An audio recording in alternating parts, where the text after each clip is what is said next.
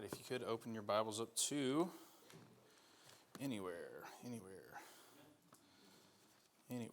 But the specific anywhere over in Kings, we'll go to 1 Kings, a very common, well-known anywhere.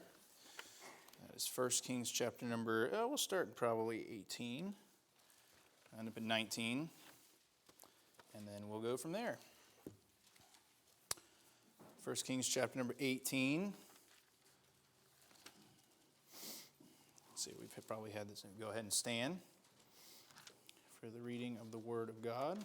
The Bible says in 1 Kings chapter number 18, 17. It's right over next door. 17. And Elisha, in verse 1, the Tishbite, who was of the inhabitants of Gilead, said unto Ahab, As the Lord of God, or the Lord God of Israel liveth, before whom I stand, there shall not be dew nor rain these years, but according to my word. And that is the beginning of Elijah's ministry there. That's kind of where he enters the picture, and he is entering into a time where things are very wicked, and there's a lot of persecution against the people of God. And very similar things that we see today. I'm sure there's many people throughout all of history in the last couple hundred years that in particular have been able to point back and say, man, I'm kind of in a time that's similar to Elijah in this way or that way, where there's just evil all over the place and there's problems, and it's like, it's just about time for judgment to fall. There's been a lot of persecution. There's been a lot of trials and tribulations. God's people are getting forsaken and rejected, killed with a sword, cast off, and Elijah pops on the scene, and here the Bible says, The word of the Lord came unto him, saying, Get thee hence, and turn thee eastward, and hide thyself by the brook Cherith, that is before Jordan. And we'll start there, and then go on throughout the message. Brother Jerry, could you pray for the message tonight, sir? Father, pray we thank you tonight, Lord, for the good singing we've had, Lord, and congregationals, Lord, the specials, Lord. Lord, we pray tonight you to open our hearts, Lord. Amen. Make us spiritual listeners, Lord. Pray that you use your man here now, Lord, and give us the message. Give him the message for us, Lord. Speak to us through him, Lord, please. We ask your blessing tonight, Lord, in Jesus' name. Amen. Amen. Now, in the book of 1 Kings here, like I mentioned, this is where Elijah shows up. One of the greatest prophets that ever there was, probably one of the most preached on prophets, and one who went through a lot of different personal trials and tribulations dealing with one of the worst kings that Israel ever had. And here we find in his personal dealings with Ahab here that he walks in and basically just delivers the word of the Lord, and the word of the Lord comes and says, hey, you, thanks for delivering my message. I want you to get out in the wilderness here and go hide yourself by the brook Cherith. And we find that here at this brook, this is a place that God has given him. In verse 4, it says, I commanded the ravens to feed thee there. And so he went and did what he was told to do. He ends up in Cherith. The ravens bring him, it says, bread and flesh in the morning, bread and flesh in the evening. And, not too long after that, we find the widow of Zarephath was called to take care of him, and a little water in a vessel that he may drink, and a morsel of bread. And he's there for some period of time. And the Bible says at the end of that little situation that the barrel meal wasted not, neither did the cruse of oil fail according to the word of the Lord which he spake by Elijah. That's in verse 16. All right, and let's just go ahead and skip. We're going to skip chapter number 18. We're going to go into chapter 19 here. And this is the part that probably most people, if you've heard any messages, any preaching on Elijah, this is probably the chapter that you've heard of. And I've got several outlines here listed in the side of my Bible here, multi-point outlines. Some of these outlines, these individual points, have outlines underneath them where I've just heard this section of Scripture preached on so many different times. And rightly so, because many of us fall into the position of Elijah in some way, shape, or form where just something didn't happen right, or you get tired in the ministry, or you walk, or you just get sick of dealing with people, or you get sick of dealing with yourself, and you get sick of other people having to deal with yourself, and all these different things. You find yourself somewhere here. I got frustration and failure and fatigue and futility and all these different things that at some point in your life you're going to experience one or multiple or all of at the same time. And Elijah here, he's a good example for us to just look at, because he does a lot of the same exact things that we would do if we were put in that situation and under that level of stress. And you say, every time I hear somebody say, if I was in that situation, with like all the information that I have now that they didn't have, I would do things differently. And for me, every time I hear somebody say that, I'm just like, yeah, I do things differently, all right. You'd add a couple more F's. There'd be 3 or 4 more F's listed there outside of the ones they just listed. I'd mess it up even worse, probably. I mean, like way worse. If I was to be put in the position of some of these people, probably even knowing all the things I know now, I'd probably mess it up even worse. And the reality is for Elijah to even not go jump off a bridge somewhere. I mean, he probably had that option. He probably knew multiple ways to kill himself. For some reason, he chose, I'm just going to go out in the wilderness and die and find a juniper tree. And if you know anything about the wilderness, you know that at nighttime, that's usually the most dangerous time. I know 2 weeks worth of information I know on the wilderness now. I'm a certified wilderness survival seasoned expert, I guess. I stayed in the wilderness for 2 weeks and didn't get eaten by a bear. Now, there's not a lot of bears running around trying to eat you anymore, so I kind of, I guess I get, it's like the chump medal. But we did stay out in the wilderness for 5 days, and I was scared to death a good 3 or 4 of those days. I mean, you start off the time, we're sitting there setting up camp, and Adam's like, hey, I just want to let you know that, we're in the Tetons here, and they don't have too many wolves, but they do have wolves that just came down from Yellowstone, and they just kind of made up camp, and you'll hear them howl at night. And, I'm already thinking about bears. Like, I'm not thinking about wolves. I'm thinking about bears. That's like my primary thing. I'm like, thinking when we're setting up the tent, I'm looking, there's people over there, there's people over there, there's people over here, people over here. We're kind of like right in the middle of this area, but it's like, border of the forest, and on the other side of the forest is the lake, and I know that bears love, fish and things in the lake, so they're going to be kind of like up and down the lake area, and, we're kind of closer than everybody else here, this campground to where the bears are. And I'm thinking, well, I got at least one layer of tent around me. I'm going to hear screams before I wake up. That'll give me some time to unzip my tent, find my flashlight, and run to the bathroom and barricade myself in the door while my family gets eaten alive. So 5 days we were out there in the middle of nowhere. Nothing happened the first couple of days. Every time I had to, when you get to 30 degrees outside in the middle of the night, you find you got to wake up the bathroom earlier than you normally do. And 3, 4 o'clock in the morning, every night, I'm sitting there like, is doing, taking care of myself worth me dying? Is this a trade-off I want to make right now? Of course, I was half out of it because, it's 3 o'clock in the morning. And, didn't have any problems with bears, didn't have any lions, sitting there watching videos of people that got eaten at Yellowstone day number 5. So, I was pretty terrified the last day we were there. You just hear stories of all these things that happen out in the wilderness. And that is probably what Elijah thought was going to happen, is at some point, one of the animals, the lions, the tigers, the bears, probably some distant relative of the animal that David, the 2 animals that David killed, were going to find him and bring judgment on the old preacher.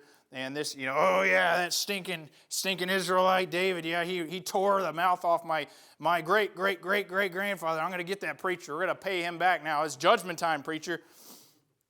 And that didn't happen. He was probably expecting something like that, or he was just so physically fatigued. And I've heard of people that have just straight up died out of fatigue. Healthy people that have had heart attacks, they've had aneurysms in their head. They just lost their minds and they went crazy and they died very shortly thereafter. Whatever the end result is he thought he was going to die. And I'm sure somebody in this room, probably in the last week, has thought that. Whatever situation's in my life right now, I'm probably going to die by the end of the day, the end of the week, the end of the month, the end of the year. So I'm sure most of us can relate, or I'm getting so tired that if the situation doesn't change, whatever it is, in 1 week, 1 month, 1 year, I'm going to be dead. Everybody, we've all been there at some point, at least once, right? Okay? And if not, maybe here in the near future, you'll be put in a situation like that where, and maybe just the thought crosses your mind and you got all the verses of Scripture like you're supposed to just say, nope, take that thought, put it into captivity, you just take that shield and quench that fiery dart of the devil and just kind of shake it off. But if you don't, and if you're not prepared and you're not armed, and the devil just knows kind of like how much he can throw at you, and eventually you kind of get, this is the 4,000th dart. I'm kind of starting to get tired of focusing nonstop and always having to pay attention to this and cross my I's and dot my T's so I don't mess up and so I don't make a mess of things. Eventually you may get tired and he'll just sit there. The devil doesn't get tired. It's the thing I realized is that the devil doesn't get tired. He's not like the wild beast out in the field where he has to find a time to rest. The devil, as far as I know, the way God created him, this is just something I've been thinking about, how the Lord made the devil, you know. It's not like we made the devil and put our weaknesses on the devil. The Lord made the devil. And it says that he was perfect in all his ways when God created him. That means the devil has ways and has aspects about him that are much more perfect than we have right now. If it says that he's able to accuse us as in plural, as in all of us, day and night before the Lord, I'd say that he probably doesn't have anything that makes him he probably doesn't need coffee in the morning, is what I'm trying to say. And he has the ability to nonstop accuse you, and then somehow he takes a break from that, however long, a couple seconds or whatever, and he finds himself down here on the earth trying to stir up trouble whenever he can and wherever he can. And we find that Elijah here is whatever the combination of the world, the flesh, and the devil. He just wore out under the juniper tree. And of all the things that the Lord does when he shows up, he makes him food. And we never find when the Lord is dealing with Elijah that he ever has a time where in some way, shape, or form he is without food. And I would say that the Lord places a very high priority on making sure his people are fed. Amen. I mean, that's a very simple thing to understand, but when you get out in the wilderness and you lack food, really bad things happen really fast. We were out, this will probably be a situation I'll never see in my life again. I mean, it was just a happenstance. We were out hiking the Cascade Trail, which goes right behind the Tetons, and you get all the way to the end, and you can see the back of Grand Teton and the glacier that's up there melting down, and they cascades down. And of course, it was the time of year there wasn't a lot of water there, so it was a little baby cascade. But on the face, while we were hiking, they have sheer rock walls, and I mean, we have nothing here to compare to what they have out west. I mean, the foothills that they have out west are the size of the Appalachian Mountains. So it's like, big stuff, and then the peaks actually pop out of there. And one of these mountains, it was just like a sheer face, probably a good 500 or 600 feet up, and it was, sheer face up, and then there was this little outcropping with about 6 or 7 pine trees, and then it just went straight up probably another 500 to 1,000 feet. And me and Adam Gray were out there sitting there hiking. We got the whole trail ahead of us, about 4 or 5 more miles to go till we get to where we're supposed to be. And then there was all these great views that we're going to see. And we had 2 rangers pass us. And the one kind of got my attention as soon as he passed, because he had, the blue X on the back of his humongous backpack that I've never seen anybody carry before. And me and Adam were just kind of talking. We both looked up, and we looked, oh, that's a ranger. It was a ranger, got all the stuff on the back, And then we looked up again, and we're like, oh, that's a medical guy. And they just, they were, kind of making haste, and they hurried, and they were running, and they just disappeared. Well, sure enough, about another mile or so down the road, we stopped at one of the areas where you stop, and you get to see all the nice clear water, and you get to take pictures and all that stuff. And there was a couple people just kind of looking and pointing up there. And sure enough, these rangers had actually scaled this mountain, and they got up to this little precipice, like I said, probably a good 500 to 1,000 feet, somewhere in there. And we could see them climbing, just scooting up this wall with his, but you see the backpack. And the other guy had already made it there, and he was sitting there, and you could see the jacket, the orange jacket. Like I said, I'll probably never see this ever again. It was just crazy being there and all the different things that had to happen for us to be there at this time. And it wasn't too long we started hearing the blades of a chopper. What had happened is somebody was out there climbing, and they were by themselves, and somebody who was inexperienced, some 22-year-old kid, fell, from what we could tell, and they got there just in time to realize that he was too late to save. And so the chopper's coming in, and it's just making passes, and you have all the wind coming down over the hills, and so I got the whole thing on video. It's just sitting there, and he's just trying to get it close so they can drop the rope down to get the paramedic off the chopper, and they're trying to stabilize him and get him whatever condition they can. And the 2 or 3 rangers that we run across the way were trying to ask questions, and they're all jittery, so we're like, obviously this is not a drill. And they finally get the little paramedic guy dropped down, and then he has to leave. About another 5 or 6 minutes later, we come back, and he's trying to drop, and he's trying to pull the thing out and lift him up and all that other stuff. And it's this whole big rescue operation going on here. And we saw them lift the paramedic, and the guy sitting there, and he's holding everything. And I mean, they just drive off. And you know what happened? Somebody got out in the middle of nowhere. They got no place where they were fatigued and they were wore out. Very likely, they said the guy did not have enough water. He did not have enough food, and he was in a place where it already required of him to be highly functional in his brain to be able to do the decisions and make the climbs, and he got tired. And he got tired, and he was out in the wilderness, and he didn't have anybody there to give him food and water, and he fell and he died. And that'll happen. That is the wilderness has claimed the lives of thousands of Christians who got out, and they got out just far enough to where they got away from the food, they got away from the water, they got away from the people who had the food and water, and they died spiritually. And the same thing will happen to you. It's a miracle here that Elijah didn't die. It says that, what does the Bible say here? And he lay, verse 5, this is the text here, and as he lay and slept under a juniper tree, behold, then an angel touched him and said unto him, arise and eat. The Lord didn't jump into saying, hey, listen, we got to talk about what just happened and what you should have done. He didn't come and say, listen, this is what I need you to do right now. It says that he said, arise and eat. And Christian, the first thing you need to do today is realize that how important it is that when the Lord calls you to rise and eat, that you eat right then and there. How many times have you had your Bible put in front of you and you know it's sitting there and the Holy Spirit's like, about time you arise and eat.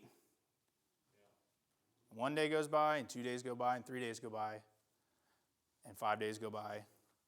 You see, the thing about being out in the wilderness is when you get really high on the mountains, the air there is so thin that you don't feel yourself drying out.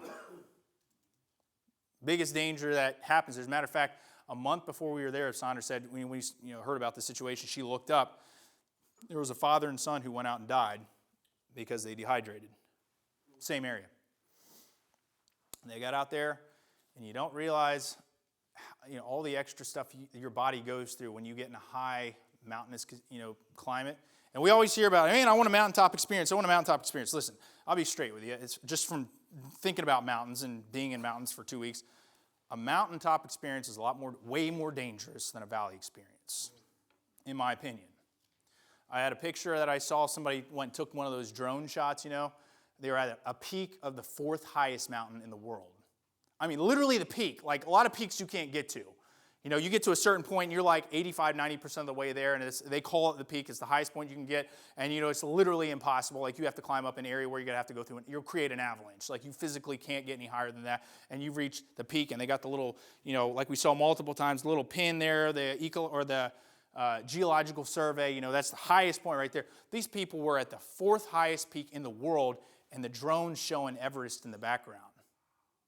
I mean, they're all sitting there. It's like buddy number 1, and they have to go one at a time. So there's the guy right here, and then there's the guy running the drone right behind, and they're going to switch off and make videos of each other.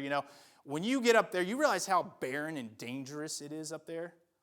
How easy it is at the top of a mountain for you to make a mistake and just fall all the way down and kill yourself, just like that other guy. You see, I want a mountaintop experience, man. You realize the effort and the things you have to do to even prepare for a mountaintop experience? All the gear I had to carry just for me. And then we want to have mountaintop experiences with everybody else. You want your kids to have a mountaintop experience? Dad, it's going to require you carry a lot of extra stuff in your backpack. You got to carry water for everybody.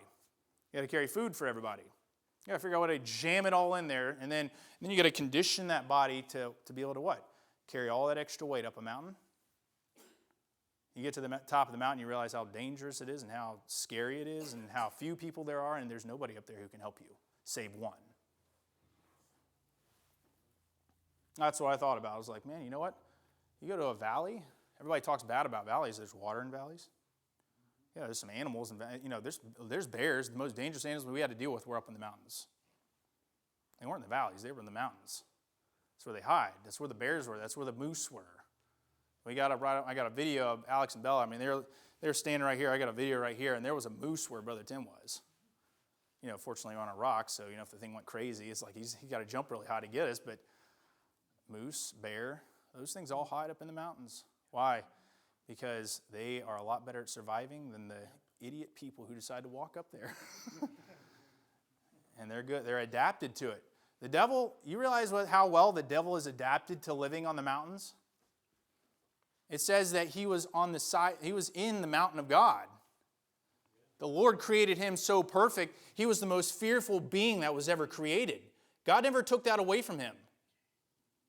He was the most, outside of the Lord Jesus Christ, probably the most perfect, fearful, scary. I mean, if God, who knows what the Lord's ultimate plans were for him if he would not have fell. But it's like you come to God, you go through this guy first. And you think, like my little son, he likes to draw pictures of Bowser and, pictures of little goofy things from Nintendo and weird stuff that he sees. And you think of the creativity of God, the terror and the fear that looking at Lucifer and Satan would have put in them. He already said what he was capable of. People fall down at the sight of him. And the devil, man, he is used to just all the high places, all the places where you're so easily open for attack. The devil lives there. And he exists there. And making no doubt, the devil is here present somewhere in the background. It says that there was 2,000 devils split between two of those, the maniac, they call him the maniac of Gadara. You got to imagine how many little devils. If he has enough to throw 2,000 at anywhere from 1 to 2 people, you're talking 1,000 devils. The Lord's like, oh, you group of people, you go after that one guy. Think how many hundreds of thousands of devils there may be in some people in this room right now. Probably got 20 or 30 of them myself sometimes, And the devil's he's got enough utilities and resources and devil power. He can get just about anything he wants done if it's not for the grace of God stepping in and saying, you know what, actually, I'm going to wake him up before I let all this stuff happen to him. Hey, I need you to arise and eat. Elijah, I need you just to arise and eat. I don't need you to arise and walk yet. Here's the second thing is the Lord knows how long and how dangerous and how hard the journey is going to be. You don't. You just need to arise and eat as many times as he tells you before you go on the journey. It says here the second time, he arose and ate. He arose and ate. In verse number 6, and he looked, and behold, there was a cake baking on the coals. Well, Lord, where's the meat? You sent the ravens over here at Cherith, and you got bread and flesh, morning and evening. Lord, where's the meat? That's a typical Hebrew thing. All we got is this manna. We don't have, where's the meat? Where's the meat? We want meat like we had back here, like we had back in the past. We want the food that we want, Lord. See, when the Lord says arise and eat, whatever food he puts in front of you is what you need to get you where he wants you to go. And when the Lord gave him meat and flesh and bread, it was because the Lord wanted him to have meat and bread. Probably just a little bit extra. Just to kind of be nice to him there because the Lord knew all the stuff he was going to put him through. And Elijah, there's going to come a time where I'm just going to give you bread. And it may be baked by a woman at Zarephath, and she may burn a couple of them here and there. Some days I may come and I may have an angel. Could you imagine what that tasted like? Like I said, the Lord created Lucifer and all the perfection there, perfect in his ways. Could you imagine having a piece of food baked by the person who invented food? Could you imagine what that tasted like? The widow of Zarephath probably cooked pretty good food, I'd say, because he stayed there long enough. He didn't go try to find any food anywhere else. It's probably the best biscuit that there ever was served anywhere ever. And you got nothing on, what is it? Not Red Robin. What is it? Cracker Barrel. You say Cracker Barrel's got some good ones too. A little gravy and stuff like that on. But I'm thinking about the cheddar ones from, Red Lobster. There we go. I'm thinking Red Robin and what would you say? Cracker. Yeah, there we go. But better than those. And he has this sitting there, and it's like he just goes right back to sleep. He says, hey, get up, man. You need to eat. Why? Because the journey is too long for you to eat the amount that you ate. You need to eat the full amount that I give you. It says that Jesus Christ was out in the wilderness 40 days and afterwards and hungered. Now, like I said, the devil probably had more information on when to attack. He's pretty good at attacking people. I feel like he's pretty good at knowing when to attack people. Of all the times that he ever chose, looking at the entire life of Jesus, studying everything about him, I bet he devoted a lot of his time to shadowing Jesus. Because if he can figure out ways to mess him up, it says like Paul, Satan hindered him. Said he stood up, David, he stood up against David. The devil seems to show up on a very high scale, at least in the Bible. He shows up to destroy things from the top down.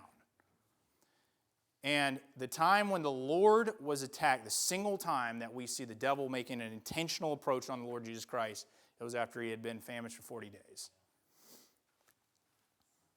So I'm thinking that the Lord probably knew that the devil was going to try to do something else to Elijah if he didn't eat the other biscuit. Well, Lord, I don't need all this food. Lord, I don't need to read my Bible 4 times a year. I don't need to do this. And the Lord told you to do it. But I really don't. 2 times a year, because I know that that's better than 98% of all the other Christians around me. So as long as I'm better than 98%, I don't need that extra 2%. And who would have known if he wouldn't have eaten that last biscuit, he could have gone crackers and lost his mind 39 days into that 40-day walk. The thing that blows me away is I see, this is something that's just not, I guess it's not mentioned a lot. It's kind of just, in the passage, we're getting from point A to point B. But the Bible says that in verse 8, and he arose and did eat and drink and went in the strength of that meat 40 days and 40 nights unto Horeb, the Mount of God. He walked for 40 days and 40 nights. 40 days and 40 nights. That's not doing an 8-hour trip up a mountain and back. That's walking for 40 days and 40 nights on the little that the Lord gave him. Now you say, well, he had the Spirit of God, and the Spirit of God had him running past a chariot and all this other stuff. Yeah, but if he wouldn't have eaten what the Lord would have said for him to eat, he wouldn't have been able to make that 40 days and 40 nights. And you say, well, Lord, you don't give me a lot. I've heard people whine and complain about how little they get in churches. What if it's all the food the Lord wants you to have? What if the Lord knows that that's all you need to get through your specific journey, and the food you want over here is for a specific set of people that are going to go through different journeys? And what if you want what they have over here, and you end up complaining about what you have over here, children of Israel, and you don't get what you actually need and the Lord wants you to have for your journey because you're so busy whining about what you think you need when the food is not even meant for you. And so you get somewhere in and you're starving to death saying, why in the world is God? It's like, don't blame God. He put you in a place right where Elijah was is where the Lord fed him. He didn't say, hey, go back into the city and go back to Zarephath and go back to Cherith. He fed him right there where he needed to be fed. So if you find yourself here, this is probably where you need to be fed. And if you walk away, you're walking from the food that's going to get you through life's journey. So don't blame God when you fail somewhere along the journey. And you know what? If you do, maybe the Lord will be merciful, and who knows how many times he would have walked and popped him back in Elijah's life if Elijah would have said, you know what, I don't want to do that. How many times the Lord popped in your life when he told you, hey, eat the food here, eat the food, and then go on the journey, and you're like, I ain't going to do that, I'm just going to walk and do things on my own.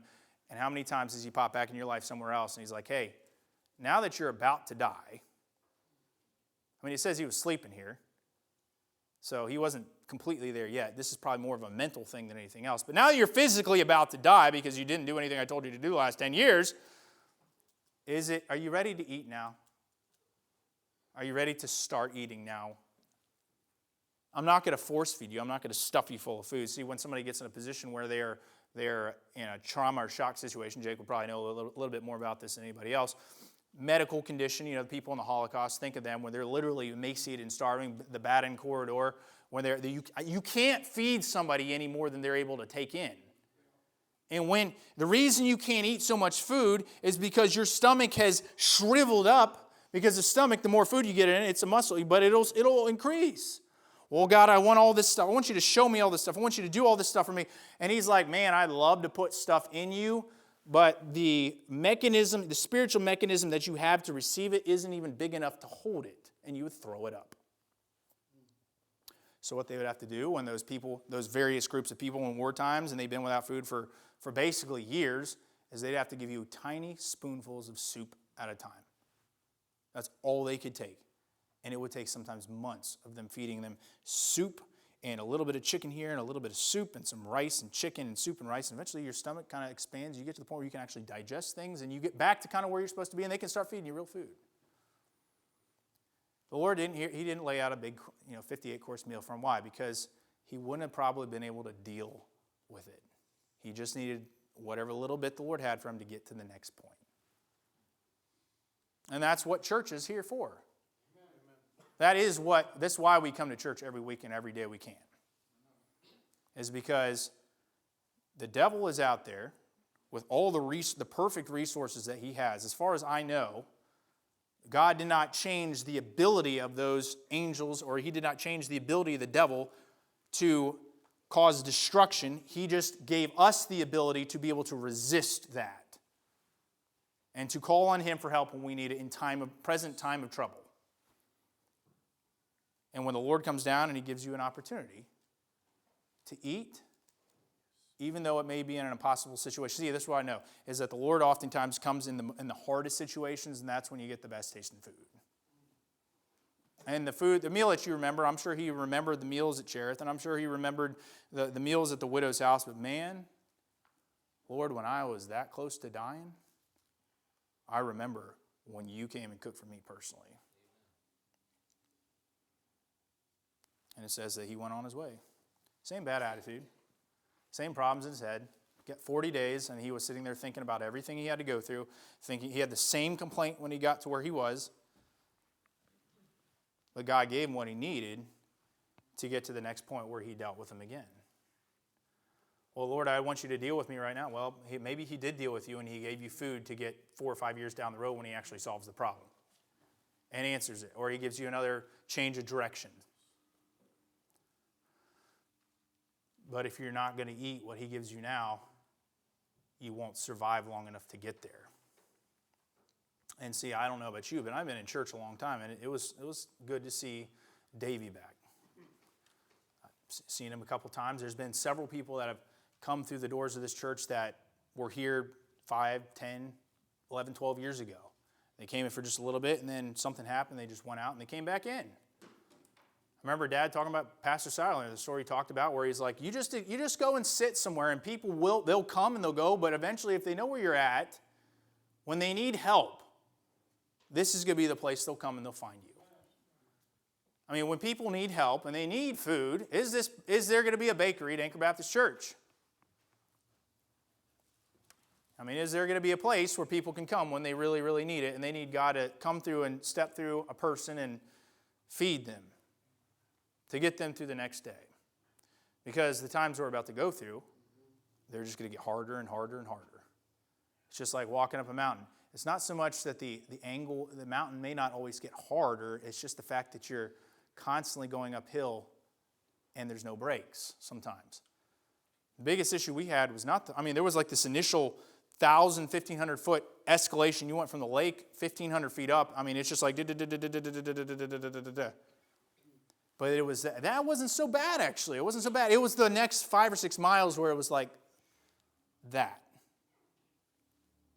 And it's just like, God, I'm just constantly going up. I'm just constantly going up. A higher plane that I have found. Isn't that what the song says? I have found another higher plane. You know what I realize is that it takes a lot of work and effort and a lot of sweat to get you to the next plane. And when you get to the higher plane, man, I mean, now from where we were at, we were, 9,000 feet above sea level, something like that, 70 at least. Where that kid was, I mean, if you wanted to go, you want that next highest plane. I mean, there's people that have gotten to the top of the Tetons. There's a lot more work you got to put into to get to that next level.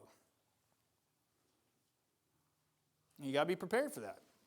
Do I want to get to the next level? We say next level. I want to get to the next level with the Lord Jesus Christ. That can cost you a lot of things. It can cost you preparing to get to that next level. It can cost you, like, you got to do what the Lord wants you to do, or else you're going to fall. You need to go with other people if you can. Now we find here that he was by himself, but in many cases we don't have to be by yourself for the entire journey. Other people will be able to help you out. It says that a threefold cord is not easily broken. And so when you start to isolate yourself from other people and you end up out of the church, you start to take a lot of the tools that the Lord has given you, and you say, you know what, these tools aren't really available. Listen, I would never want to go, that picture I said where he's sitting there and he's looking at all the 3 or 4 peaks in the background. One of them is Everest, and he's on the 4th highest one. You know what they had in that backpack? All kinds of crazy off-the-wall tools that they needed to get to where they were. And when you scale a mountain like that, I mean, you don't need the ice pick at the bottom. And you don't need the tent at the bottom. You need the tent halfway through, and maybe 2 or 3 different times you're going to need to pop that tent open. And maybe when you get to a certain point, because other people have been there, so they say, hey, when you get to this certain point on the mountain, you're now going to need an ice pick. And you already need ropes at this next point. And you're going to need to have, climbing feet and climbing shoes, little spikes and all that stuff, because you can climb one way and just use your hands. But when you get to a certain point, like there's going to be ice, so now you have to have a different set of things to get there. You got to have all that stuff packed in your bag. You don't just get, there's not a Dick's Sporting Goods halfway up the mountain. And the Lord says, again, another example, he calls you a soldier and he gives you all kinds of tools over there in Ephesians chapter number 6 to what? Resist the devil. To stand. To be strong. And you're not going to be strong if you decide, I'm going to pick and choose. You know, every one of those tools, including the helmet of salvation, it says pick up, put on, be equipped with, gird yourself with. Every one of those tools is a tool that you can pick up and you can set right back down. Every one of them. It says be strong. Eat the food. Why? Because you're not just going to walk through life. You need to walk armed through life. Why? Because you got the devil, who's as a roaring lion, but we know he's a dragon. He's the old serpent. He's the tempter. The time, again, when Jesus Christ was tempted, the time that you're likely going to be tempted is when you have gone without eating. You want to resist the devil? Eat the food. You want to resist the devil? Go to the place where the Lord has the people making the food for you. If it's Cherith and it's dry and there's people that say, man, I'm so glad I'm in your church now, because at this point in my life, it was a Cherith. I was by myself out in the middle of nowhere. Not everybody goes through a Cherith moment. Not everybody goes through a widow of Zarephath moment. But there will come a time when you're probably going to be by yourself. If nothing else in your mind, you need a Lord, I am at a place where I just need you to make me something, or else I'm going to starve to death. I'm going to get eaten. And Lord, honestly, I kind of want to get eaten. What does it say? Take my life. I'm done with my own life. I'm done with having to deal with this stuff on earth. I'm done with having to deal with all the stuff I see around me. It just wears me out, Lord. I expected all these other things. I'm in a futile situation. I am helpless. I'm a failure. I'm fatigued. It's good to study other people. You realize how many people in this life are ultra successful, were complete failures, and went bankrupt. Most of the successful people I know, honestly, like the ultra successful people, like people that, $50, $60, $70 million a year kind of people, super crazy. Most of them were bankrupt within 5 years of them becoming successful. Bankrupt. Failures. Disasters. Most of them were in jail at some point. Amazing how the motivation, you get motivated when you're all the way down at the bottom. The longest trip we ever have him going on happened right after he was at the lowest point he ever was. And the make or break for him is when God told him to eat his food, he ate his food. Simple things in life like that get stewed down to, are you eating like you're supposed to be eating, Christian? Because we're at a high elevation right now.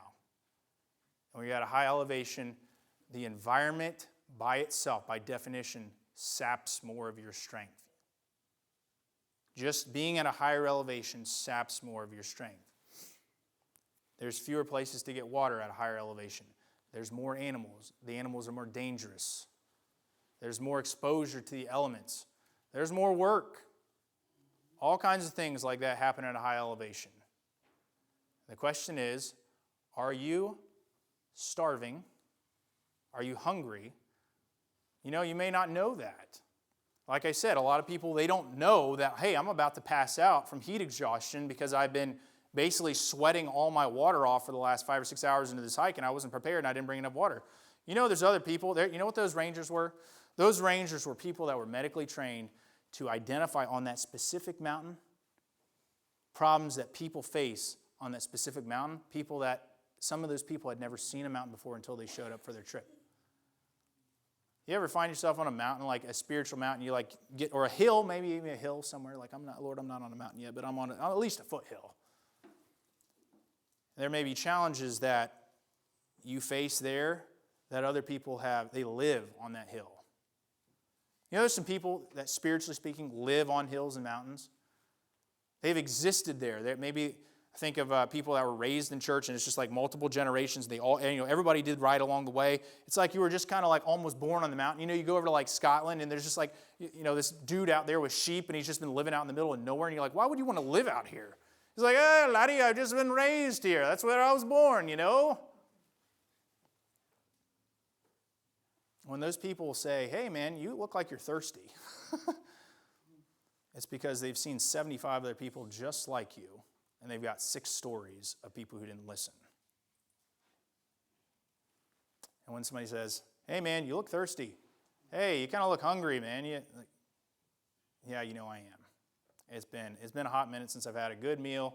I'm looking back, and the Lord took care of me over here, and He gave me some food and water over here, and He fed me this way, and He led me this way, and He got me here, and He got me there. But right now, this specific state in my life, I don't know where I'm going, and honestly, I don't care where I'm going, and I just want to kind of lay down and go to sleep, and that's where God will send a preacher, or He'll send something in your Bible, and it's like the Lord just comes down and touches you.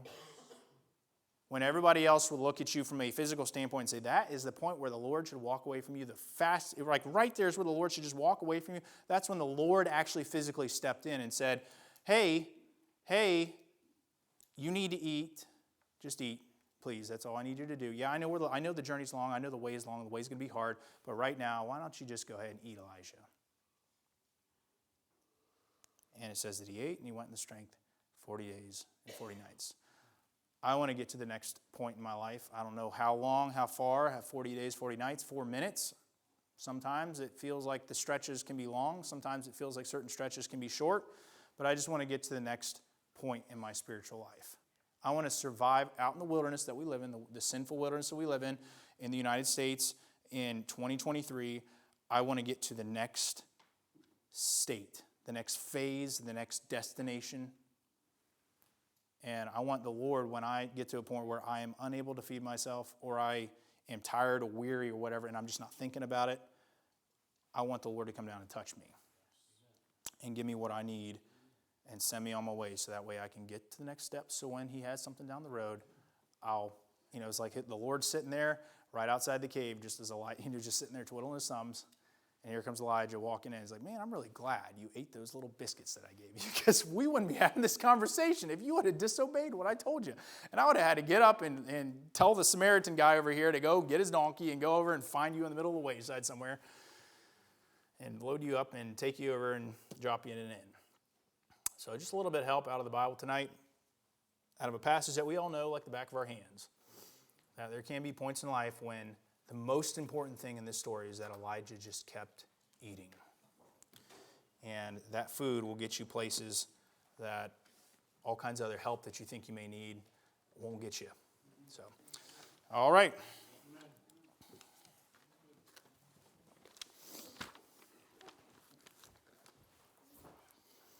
Great story. You preaching things over and over and over and over and over again. Never get to the end. Elijah didn't have no money, didn't have any sustenance that would have kept him. Everything was provided by him to him by the Lord. And so many times we lose sight of that, which is something that you got. It's a learned trait. That's a learned thing. You got to learn how to let go of some stuff, because when he's up on the mountain and Jezebel was out to kill him, he got back down to the city and Jezebel said, tomorrow you're going to be dead. He takes off out in the wilderness. He has absolutely nothing. He can run. He's free of the things of the world to pull him back down. And he can get out there and be alone with God. And that's exactly where you want to be sometime. Some of the best times of my life wasn't when I had everything. It was when I had absolutely nothing. It's when I was with Him. Where's Jerry at? Jerry, you up here? Oh, What are you doing over there? Y'all gonna play a duet or something?